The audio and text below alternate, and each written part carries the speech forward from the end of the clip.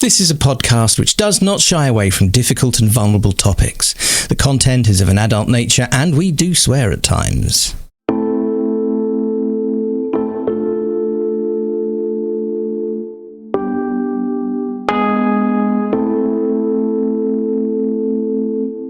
Welcome to the Autistic Licensed Podcast. I'm Shauna and I'm in Carrickfergus in Northern Ireland. I'm Leo in London. We invite you to listen in on our conversations as we experiment with unmasking in an autistic space. We talk about what it means to discover we're autistic as adults, especially with established careers as therapists. We want people to know that autistic therapists exist and to broaden the conversation about neurodiversity. You're so welcome to join us, whoever you are and wherever in the world you are. We hope you'll find something of interest and connection here.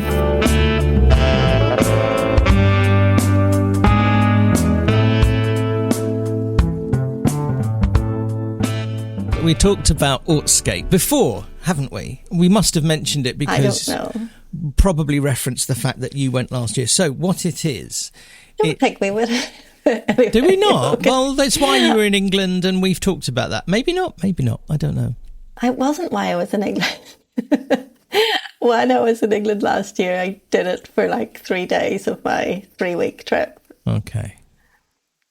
Neurotypical welcome back to pedantic, autistic conversations.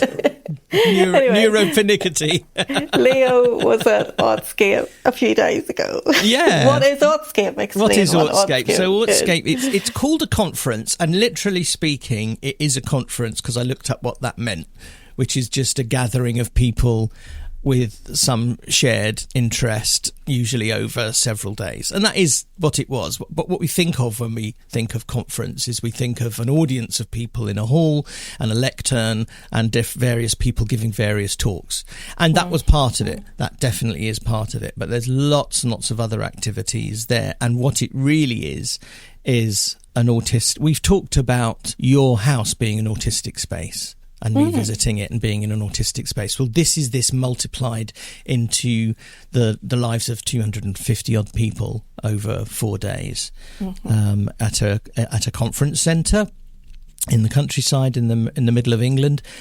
People from not just this country but from all over the world. Actually, quite surprised at how many international attendees there were. As I say, 250 people, I think, this year, plus a whole bunch of people who joined with some of the events online, including yourself. That's a thing you can do.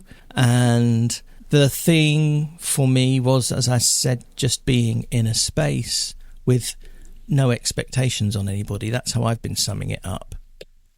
What it's like to be in a place that is designed to be inhabited by autistic people of all the kinds, and just with no expectations of any kind about whether you do things or don't do things or how you behave, or as long as you're respectful of other people. But weirdness is the norm in many respects. I think that's an okay thing to say.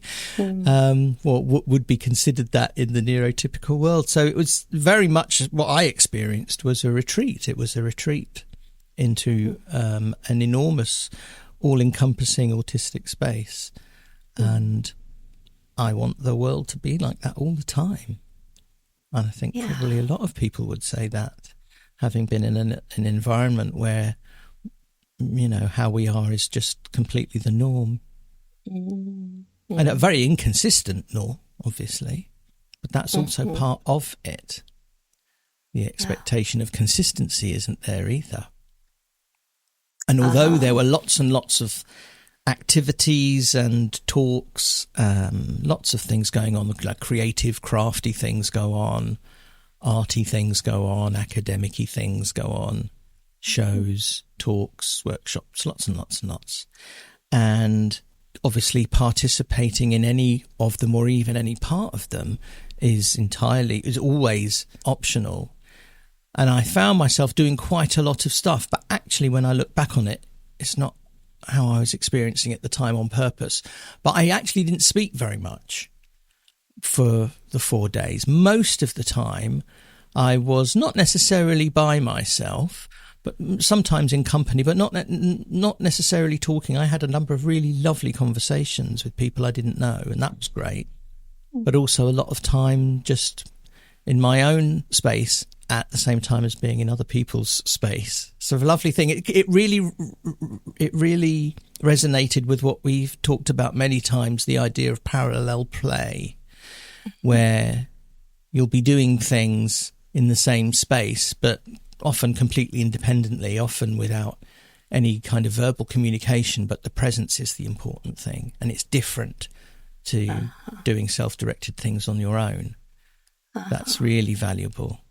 I could talk for a long time about this, and I'm fresh out of it. I only came back the day before yesterday, so this isn't yet formulated and processed. I'm still kind of experiencing bits of the space that have come back with me.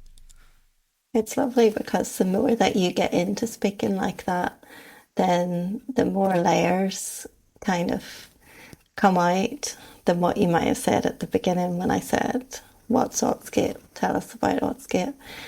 And there's something around where you can do lots of activities but not get worn out or need the decompression time because you kind of get that regulation from being with other people who don't expect you to talk if you're there for any length of time. So you never feel like you're an awkward person in the corner not talking. So for me, if I feel like that in neurotypical society, then I'll feel like, I better leave because I might be making people uncomfortable, or I better talk, because then I'll kind of earn my place here for a bit longer, or something like that. Say that again. So there's something very specific about what you just said that I found intensely moving. In order, you have to earn your place in a space for a little bit longer by talking, by contributing something. Gosh, that's true, is it? But that's true, isn't it? That's true. I've never thought about that before. But as autistic people, we don't. We're allowed to just be there and be quiet and present, and it doesn't make us or other people feel awkward. That's so valuable. I hadn't thought about that as a specific kind of aspect of that space, but it really is. You don't have to do things to earn your place there, other than just be there or not, or not. And it's a tricky one as well. But the whole thing that again we talk about a lot, which is this energy as a very tangible, finite resource for us. That becomes more focused because, so for example, this thing ran from Wednesday to Saturday. So on the Thursday, that was the day where there were lots of things that I wanted to do. So I was looking up, they have like an online calendar of events, and it gets added to kind of hour by hour, because the other thing that you can do if you're there as a participant, you can think, actually, I wouldn't mind seeing if there's a bunch of people who want to get together and talk about the care of houseplants for an hour. And you can, approach the organisers, and they'll find you a room and they'll put it up on the schedule, and then people can arrive and join in.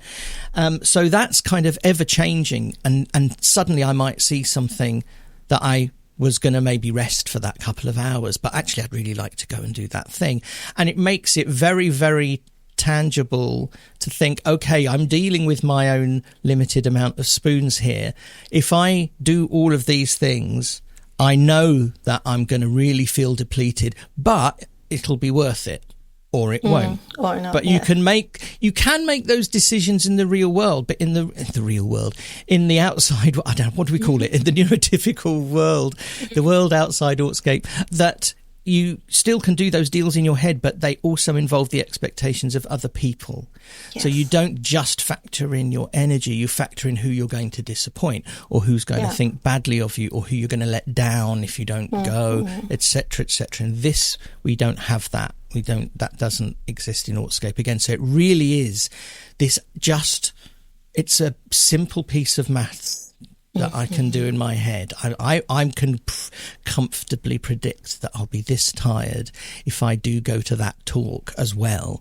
But I'm going to, actually, because that's worth the spend of spoons, because I know what I'll get out of, I suspect that I'll get something nice out of that. Yes, and you can also wait and make the decision closer to the time, because you don't have to do things like signing up. Yes, that's so right. in that's the more non-autistic world, often they put on workshops at conferences and you have to sign up, you know. So then if you sign up, you feel like you have to go. But there's that sense, like at 10 o'clock in the morning, you might feel like you want to go and talk about something at 4 o'clock. But actually at 4 o'clock, you don't feel like that. But actually it's okay then to not go, because nobody knew you were going to go anyway, because you hadn't actually committed. So it deals with all the demand avoidance aspects as well. Oh, both of your, internal demand avoidance and external. Yes, that's right. And I guess that not everybody would be able to manage that, because you can get caught up maybe in a bit of a euphoria of going here, there and everywhere. And ADHD, I mean, loads of people there would have been ADHD as well. So plenty. Like it's realistic also to mention that for many people there would also be this is all so exciting and I can't regulate myself, and then there might be like a crash. But you were in a very mindful kind of a place with being able to do that, and sometimes you were a little bit unrealistic, because I do remember saying, really? You're going to do that and then that and then that and then that and then that. And are you going to eat or? Yes. Well, you were. There was timetable to eat, but like, are you going to actually? You know, you're right. That was that Thursday, and I can't remember what it was. I did drop one of the things that I had planned on, because you're right. One of the things that I decided I wanted to do kind of halfway through, because it didn't. It didn't appeal at first. Was to join the choir, because they form a little choir and they perform at there's a show on the last night, and that's not something I would normally do. But I decided I wanted to do that, and that was the thing. I think that then, if I also did all the other things that day, there just weren't any gaps at all. There was no gaps, and I can't remember what it was I decided not to do. But on the basis of that conversation with you, I did filter out one thing, so that I had about an hour and a half or something just to sit in my room. But there was that sense of that you could get really caught. I don't mean you, and there's no judgment or anything in it, because it would have happened to me and lots of other people as well, but that it can just get so exciting, and then you can lose track as well of yourself, you know, and that need to kind of withdraw. It must. The other thing that I've been thinking about yesterday and today is my own adjustment to not being in that space, because that's the first time I've been. So there are plenty of people who go every year. Yeah, it's every year, sometime in August. That was my first Autscape, and it is tricky not being there now, because it was such a unique environment that shouldn't be a unique environment. You know, but I have this, again, recognizing my privilege, that I'm a therapist who works with autistic people, and so I get to spend huge chunks of my time every week talking to autistic people in a version of an autistic space, even if it's online. And very few people actually do that. So, I'm recognizing how difficult I'm finding it coming out of that space. But what must it be like to get everything that I got out of it, and possibly more, and then know that that's it for a year? That must be really, really hard. I've got so much compassion for people who I found it difficult to leave. I was kind of wandering around for an hour or two, finding things to finally do before I got in my car and drove away. It was really hard. That's right. Yeah. There was a crash, or a potential crash, that you didn't know how you were going to navigate the transition. I guess that what you're saying is you did have the privilege and the luxury of being mindful about that, and having flexibility on, you drove home, you know, I guess, you know, for some people it's like, right, well, public transport, the bus leaves at this time. That's right. You get on train, Straight you arrive at your into that. destination, Yeah. you're not really going to change that at the last minute. You're probably just it's just gonna happen, and then you're going to find yourself back in your environment, maybe without having really thought about it.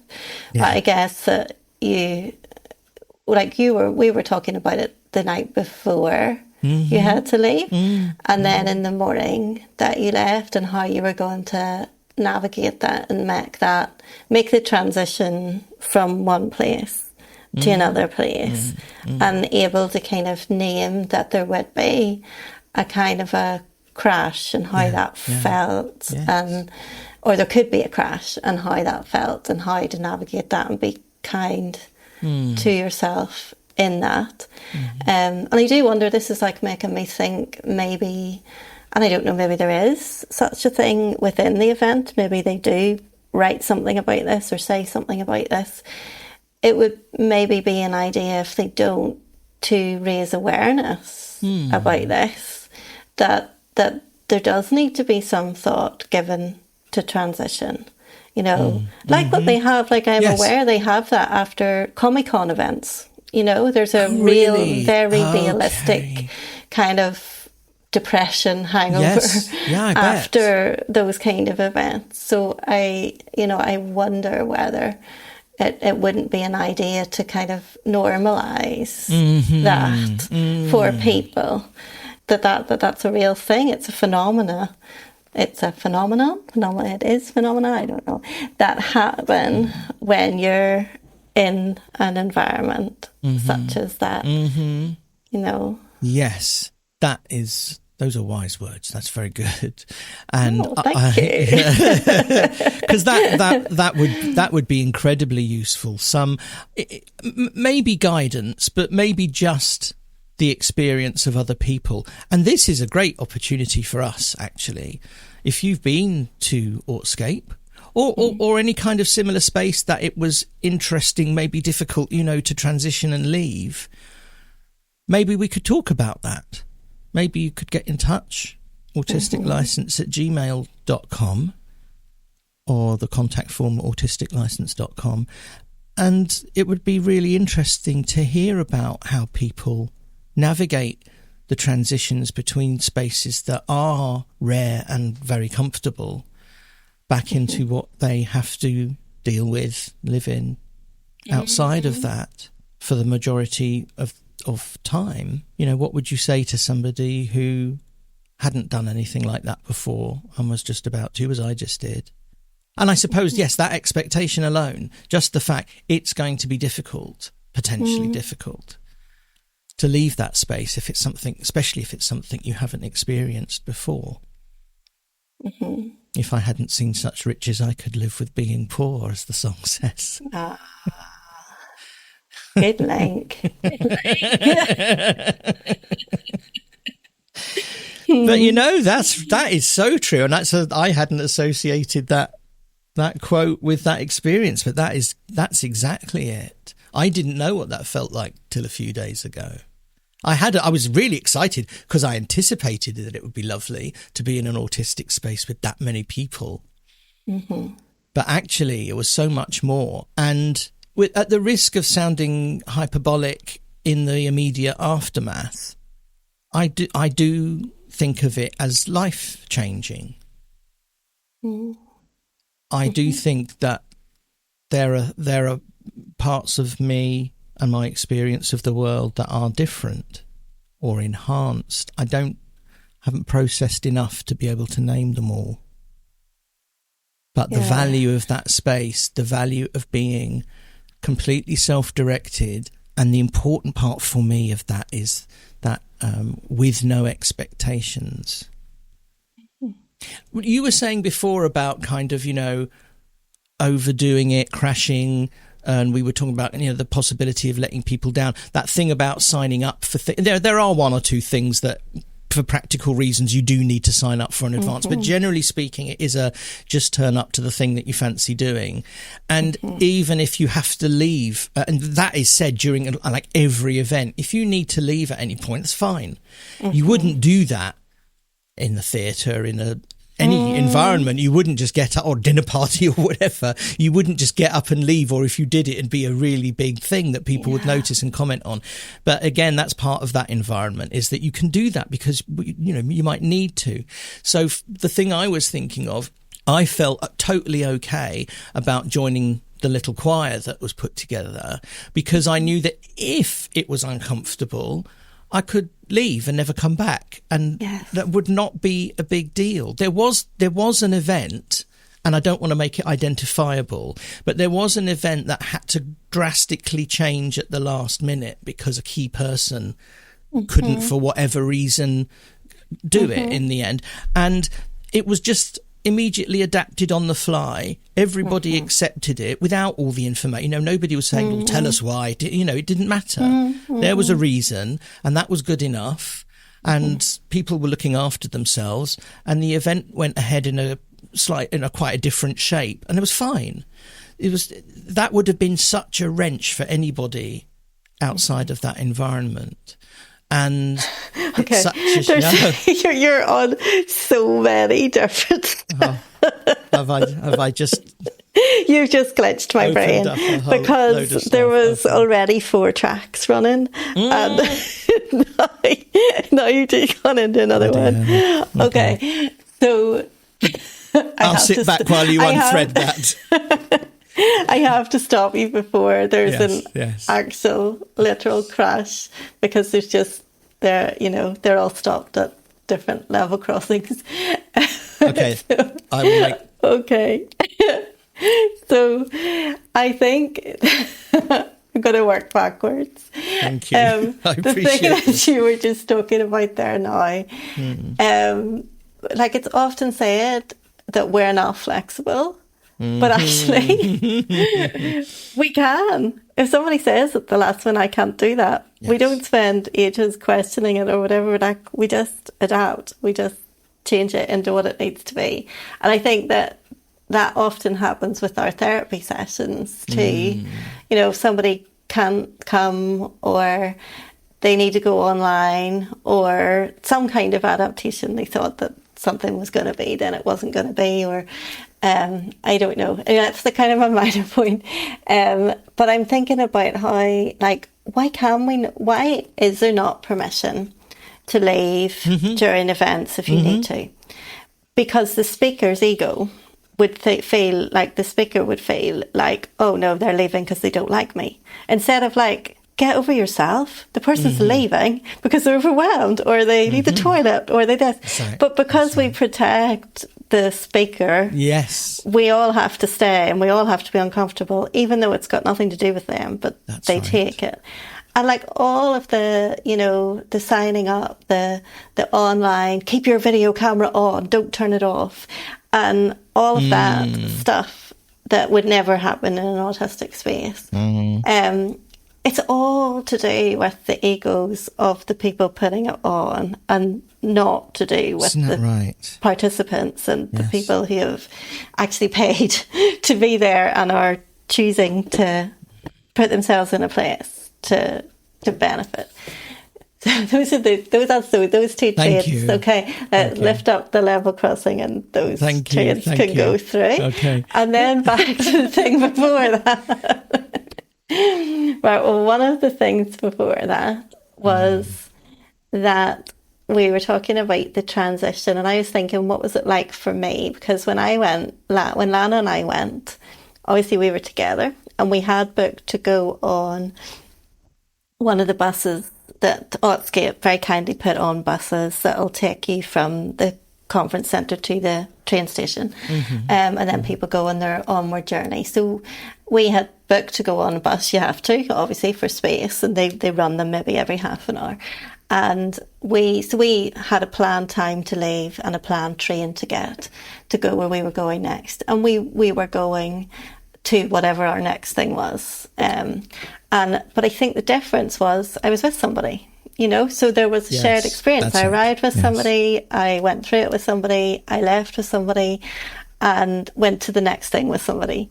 So there wasn't such a crash, you know, and it's like you're more vulnerable if you've come on your own into a space and then you leave and go somewhere that you're on. Well, you travel on your own maybe, or you go to your normal life and you're on your own. You're not with a shared person who's gone through it with you, which I guess is the same for everything. It's the same for like holidays. Yes. You know, I guess that, you know, lots of people have a crash when they fly away and have a wonderful holiday and they come back home. But I guess if they've been with family or friends and they all come back together, maybe that makes it a bit easier. But maybe if you've gone on your own, that can feel like more of a crash because nobody's with you to process it or to ease you back in. So that was that train. The other train, and this is a fast train, Eurostar train. It's not what the fast train's called. There's a fast train anyway. Oh, what's the one in Japan? I don't know. I'll come back to that. Oh, or the big one that goes through Europe. I don't know. Don't know. Trans-Europe Express. Maybe that one. This, what you're saying, what you're speaking about, has given me flashbacks of like Christian events and like how people talk about conversion experiences or those kind of encounters, and trying to separate out then, because you're also very consciously and mindfully saying, this is me talking a few days after the event. I'm processing, it'll settle. I'm not saying, like, a lot of those events can feel very hyped and there's a lot of sensory elements in them. I'm comparing it on lots of different levels. I'm comparing it to how it would have felt for me as a young person when I would have been part of such a sense of like, I say it did feel like acceptance and belonging. And if I went away and I met people from lots of different places and they all seemed more exciting and more connected to me than my real world was. And then I went back and I felt completely misunderstood when I went back into my home environment and even my school environment. And it felt like that was more real and that the experience that I'd had was more real. And actually for me it did last. It lasted for a long time, and for me that kind of authenticated it and made it feel like my faith was genuine, because it wasn't just a big hyper trip that then was over. But there was there was a calm down, and it was hard what elements of it are lasting. It maybe cast doubt on the whole thing, and not meaning to cast doubt on the whole thing.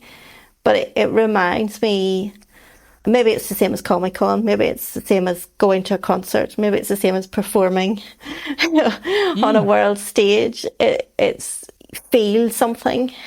I know those are maybe more steeped in emotionalism than what you're talking about, but no, I think these are really good comparisons. Stepping from one reality into another reality, and how do you make the transition? So maybe my question is not so much what's real, that's a whole different question.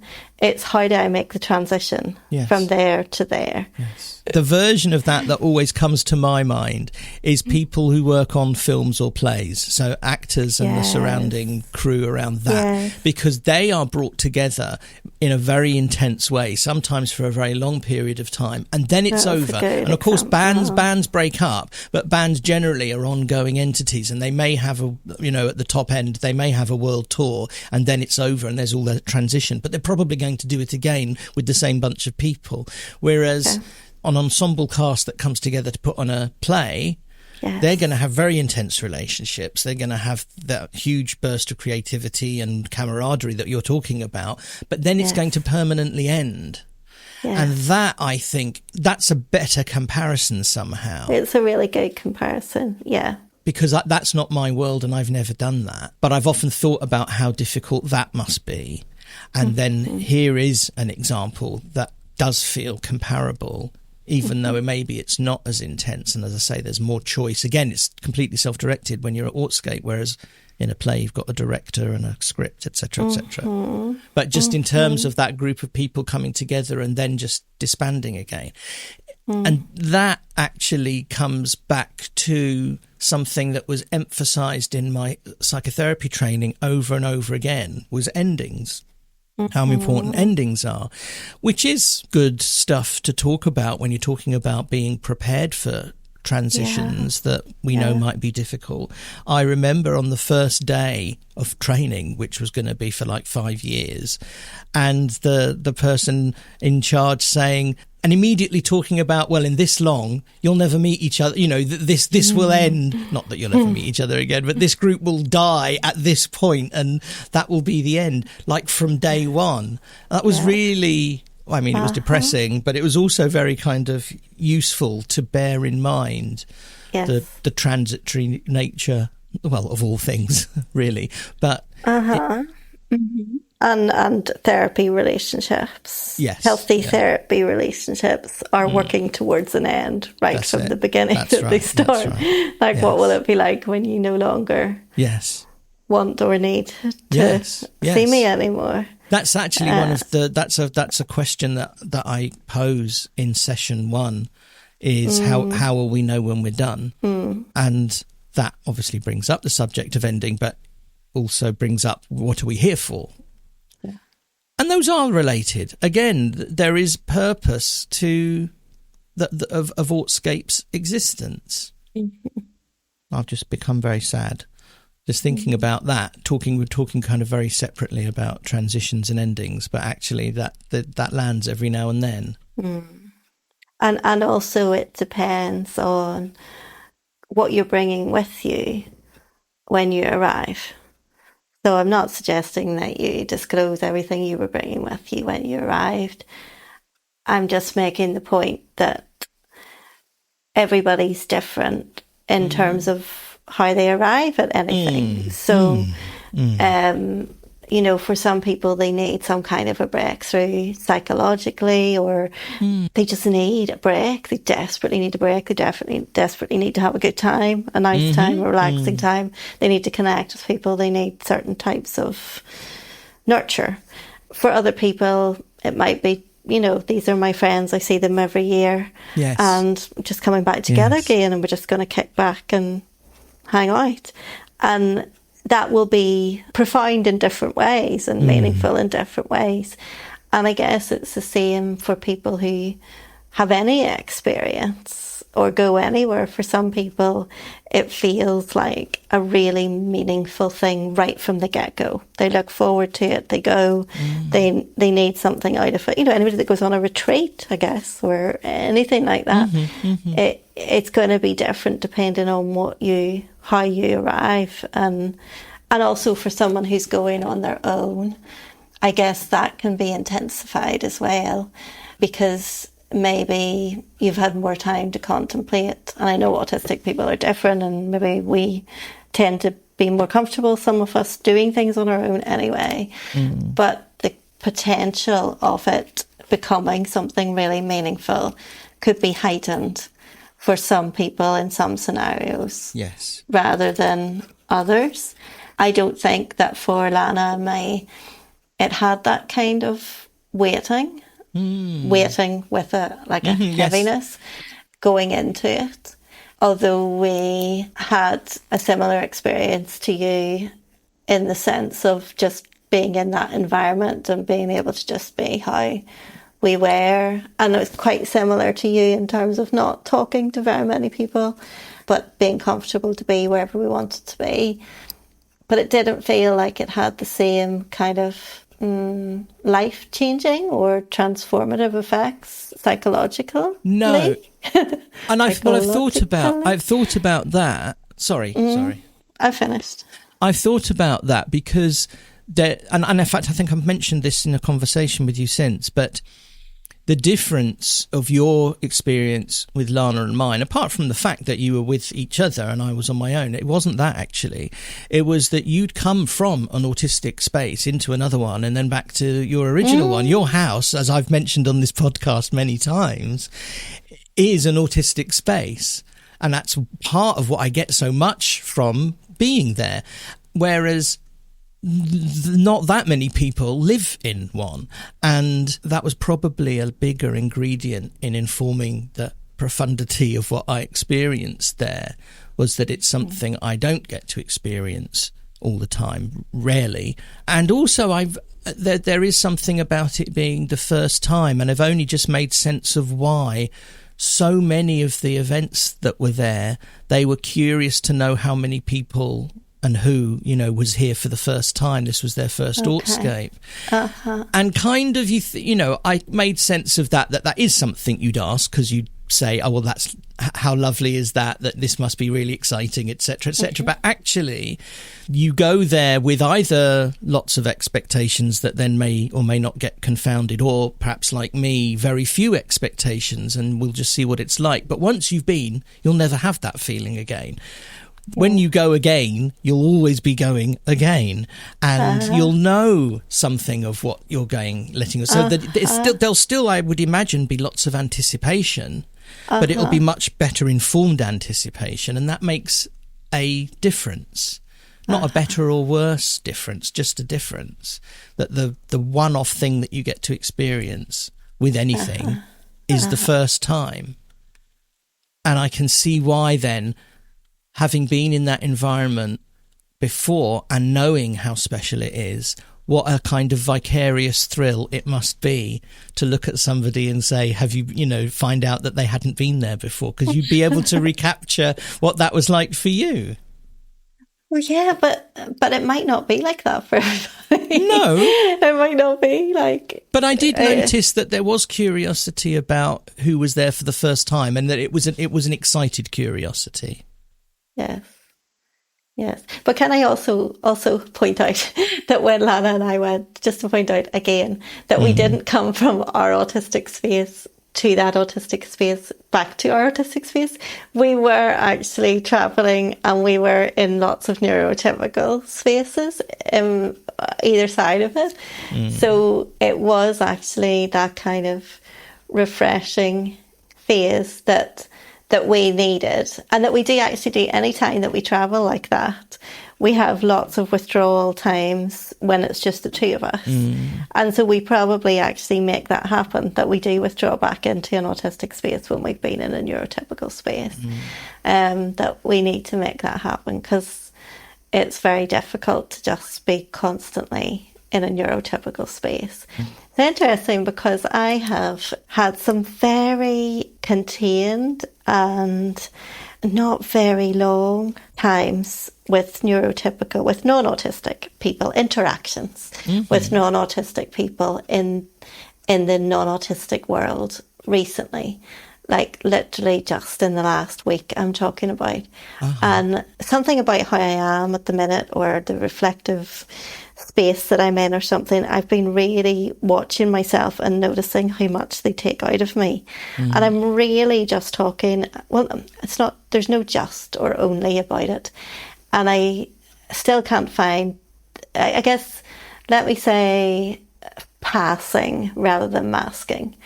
I have passed in certain environments. Actually, I probably haven't passed, because my reflection on them is those people would have known there's just something not typical about me.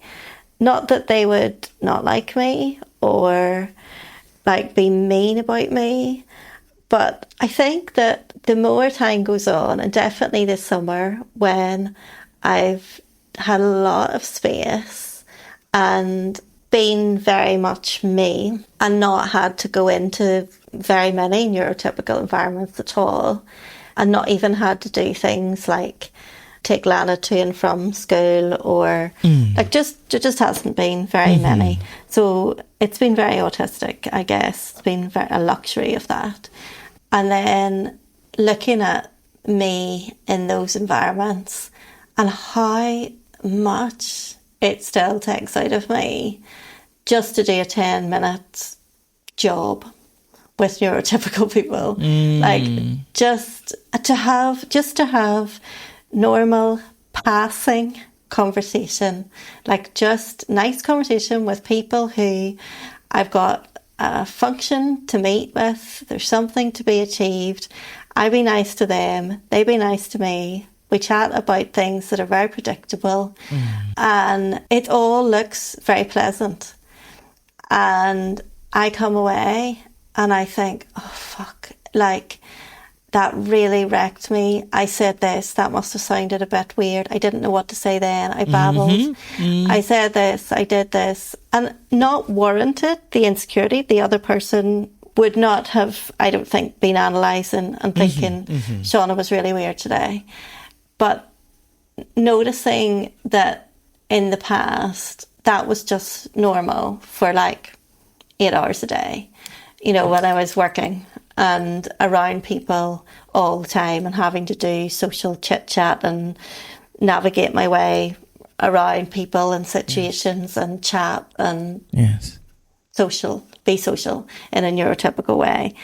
And the impact of 10 minutes of that on me and thinking how, like, you just have to be so numbed out as an autistic person over so many years to have been able to do that repeatedly over and over and over, and then have to have these kind of the thoughts that I was slowing down in my head so that I could just learn. It's like they used to happen all the time. After every interaction, it'd be like, did I do okay? Like basically, effectively, did I pass? Did that person think I was normal? Did, you know, is what I said acceptable? Maybe I babbled, but maybe that was okay because I also did this functional thing that they needed me to do. So maybe they forgave me for being a bit of a klutz. It's all of that stuff that like, that was just my internal monologue for 8 hours a day. And, you know, I have no doubt that some people that I interacted with did think there's just something a bit, let's say, quirky about her. Okay. Or other people like, she's fucking weird, but, you know, she's good at her job, so whatever. You know, but like it was just like slowing that down and going, that's fucking exhausting. Like every single time, the automatic thing that comes in is, oh, that person must be really pleased that they don't have to talk to me for any more than 5 minutes. They must be thinking that was a weird thing that I said, or maybe they didn't think that was too weird because maybe it helped them with this. Or it's so automatic, even though I don't live in that world anymore. And even though I also know that probably these people, see if you can identify yourself. Have you seen me in the last 2 weeks? That probably these people were thinking, oh, it's really nice to see Shauna. I haven't seen her for a while. Like that's probably all that they were thinking. Sure. But my internal monologue is still there, and that it makes me so grateful that I don't have to live in that world. It gives me lots of memories of and lots of empathy for people who still do, and especially for those people who still do and they really don't understand the toll that it takes to be autistic and to be constantly passing or attempting to pass or masking or camouflaging or whatever you want to call it. It also made me think, and probably I'm racing your mind now because I keep jumping to something else. I not? No, it's good. Like, oh fuck, I've just thought about you and then not thought about me. You just done yourself, haven't you? What was I going to say? I don't know what I was going I was going to say, like, actually, I wish I could get to the place that I could just be weird. So I still have this desire to pass more than I have a desire to just be me. So actually, me would be, am I happy to see? Well, I can smile because I'm genuinely happy to see this person and do this job. But actually, I just want to do it in 2 minutes and then leave. I don't need to flower it for 10 minutes. I do the floweriness because that's passing. But imagine what it'd be like if I felt free enough to actually be autistic, or be the kind of autistic people that normally gets judged by the neurotypical world, and just go in and just feel like, there you are, you know, done this, job done, you know, and then walk away. See, I think you didn't fry my mind at all there, because everything you were saying I had kind of parallels of in my own head anyway, actually. So you were also giving voice to some of my inner monologue, but some of it is, again, as we often find, you know, the opposite way round for me. So what you were describing there as, wouldn't it be, you know, that there's this conscious attempt to pass, and just in case people haven't heard that phrase in the way that we use it, you know, we're talking about passing as normal. You know, gay people will talk about passing as straight, for example, and so that's what you mean by passing in that context. The glossary has to come out every now and then and explain. And I don't have to, and that was patronising, and I apologise to those of you who knew exactly what you were talking about. Yeah, I don't know. And for me, I don't think about passing as a process. I do now, but I never did, because it never occurred to me that I wasn't, you know, and that's kind of been reinforced a little bit by what I've said a number of times about the people who've known me for a long time had great difficulty getting their heads around my autism assessment and diagnosis, because that hadn't occurred to them. Whereas, as I always add as an addendum, you know, the ADHD was not a surprise to them, but it was a surprise to me. And so it's only now that I'm thinking, part of that reframing process that we all go through, you know, is, oh yes, well, I used to do that or feel that or experience that because I'm autistic. Now that makes sense. But a lot of it, I don't think I was aware of, that I might look or behave in ways that seemed bizarre, weird. What was the word what was that lighter word that you came up with? Quirky. Eventually? Quirky, yes. That's right. Eccentric. That's been said about me from teenage years. But now I actually find that I am particularly comfortable not trying to pass, because it was masking. It was a subconscious process. Yeah. So now I can let go of masking because my quirkiness is conscious, and it doesn't make me uncomfortable because I'm not consciously trying to pass. That was never part of my process because I was unaware. So you're aware, and therefore you have this exhausting monologue of, did I pass? Whereas I had the exhausting process of masking that I didn't, because by nature that's a subconscious process. I didn't know why I was exhausted. I just thought that was normal. So now, again, that was part of being at Autscape, just being in an environment where whatever it is that I needed to do, I could do. And the thing that I thought of before was that, you know, as you might expect, many of the people there had fidget toys of one kind or another with them, or just regular objects and whatever it was that they were fiddling with in some way or another. And I've never done that. I mean, I have done it. I've done it with everyday objects, but not known about it. So I haven't yet actually got into the internal permission of having a fidget toy on me. So I didn't take, and I've got lots, because of I've had one or two that I like, and then every time I work with somebody and I see they've got a fidget toy I don't have, I go and get it so that I can have kind of one of every kind. My professional excuse for that particular collection is I can offer fidgets to people who they might not have tried if they're in person. Point was, I didn't take any fidgets to Autscape, and that was the one thing I think that I will definitely do next time, because my fidgets tend to be what everybody ends up often doing, you know, clicking a pen, or which I try not to do because that's really disruptive, or I fiddle with a piece of my watch, I'll straighten my watch out. I don't know, there's all kinds of things. I fiddle with bits of clothing, but to focus that in on a fidget toy specifically is something I've only recently been doing and at home. Yeah. And it's not part of my everyday carry, which is really bizarre considering who I am. So that needs to change. And I think that will really... So I'm leaning into, rather than away from, appearing quirky if that satisfies a need that I didn't know I had before. Yes. That's what I think I'm just noticing that there's still so much ingrained that I just do naturally, that I just perform, even though I don't have to perform. That's really rounded off very nicely. And it's made me think of, again, this really broad thing about shifting identities. And I've kind of hinted at, but I haven't quite processed yet what this recent experience of Autscape has done for mine, but it's done big things, I think.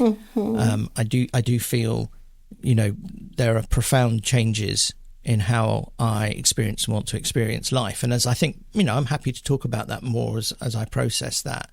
The other thing that's running alongside that, just to kind of, I suppose, trail this for another episode, is that I'm having my clinical assessment for ADHD. I couldn't think, you could maybe tell from my stutter then, I couldn't think of the phrase ADHD. I couldn't remember what it was called for a moment. That's weird. That's never happened. I'm having my clinical assessment because I am interested in trying medication. And that's in process at the moment, and it feels quite imminent. So we'll probably come back to that another time. But that will also run alongside. There's so many things that we could do episodes on. And then we will. So we will. Okay. So let's, if we're going to do a new season, let's try this season to actually end off our recording so that there is like a goodbye. Ending. Well, we started by talking about endings, didn't we? So yes, let's practice what we preach in recognizing and acknowledging the profundity and necessity of good endings. So thank you so much for being with us again. It's really good to be back again. I'm very happy to be talking to you all again. Get in touch. autisticlicense@gmail.com and autisticlicense.com. And we'll see you. No, we will at some point. I'm never going to stop saying that. We will speak to you. Yes, we will. Hopefully soon. Yes. Thank you for listening to the Autistic License podcast. You can connect with us via Instagram, Facebook at autisticlicense.com, or by email at autisticlicense@gmail.com. And we spell license the British way, LICENCE. We also have a thriving Facebook community. Search for Autistic License Shauna and Leo, or click on the link in the show notes.